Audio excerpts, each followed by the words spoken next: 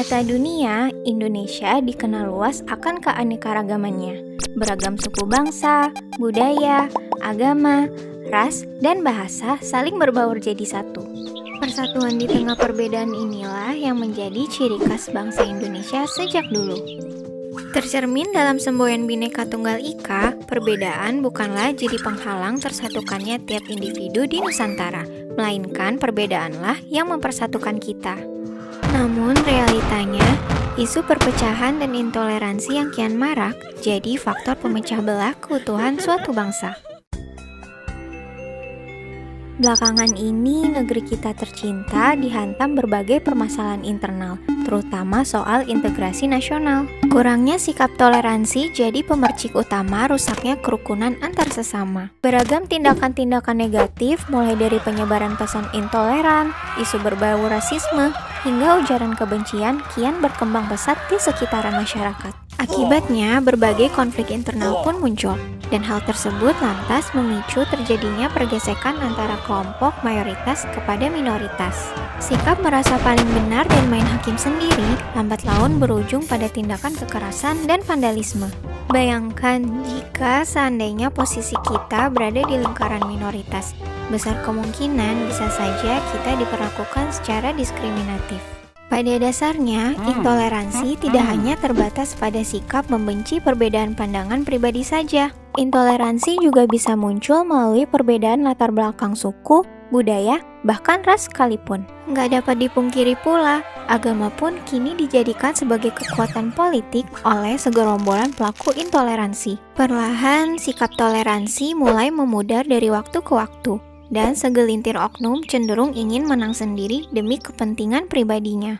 Sebagai umat muslim yang cinta damai, salah satu sikap dasar yang harus ditanamkan dalam kehidupan sehari-hari adalah sikap saling menghormati dan menghargai kepada sesama. Sejatinya, Islam mengajak kepada umatnya untuk selalu menjalin kehidupan yang harmonis kepada manusia lainnya. Dan Islam juga sangat menjunjung tinggi keadilan bagi siapa saja tanpa memandang apapun latar belakangnya. Termaktub di dalam surat Al-Mumtahanah ayat ke-8, Allah sebenarnya telah mengingatkan kita untuk selalu menghormati kepada sesama. Allah Ta'ala berfirman,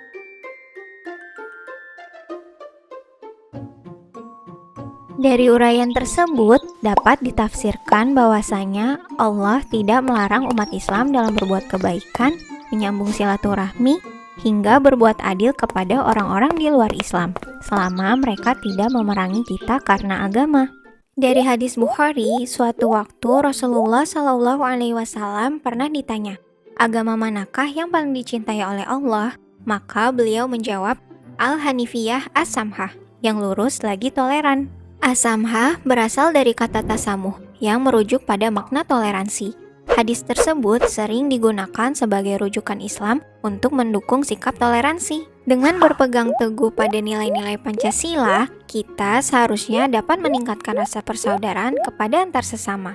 Mencegah perpecahan akibat perbedaan adalah tugas kita semua sebagai warga negara Indonesia demi menjaga keutuhan bangsa. Hal tersebut dapat diwujudkan dengan menerapkan sikap toleransi di dalam kehidupan sehari-hari sedari dini.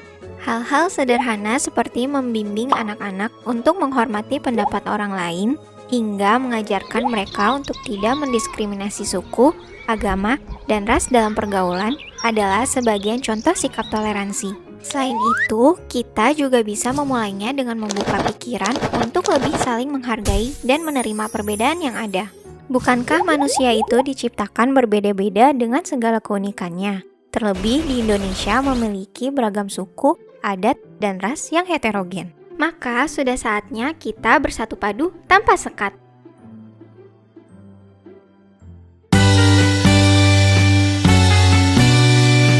Alasan kami mengambil video ini yaitu karena di video ini dijelaskan bahwa Indonesia mempunyai ciri khasnya yang sudah ada sejak dulu, yaitu persatuan di tengah perbedaan, yang mana tercermin juga dalam semboyan Bhinneka Tunggal Ika.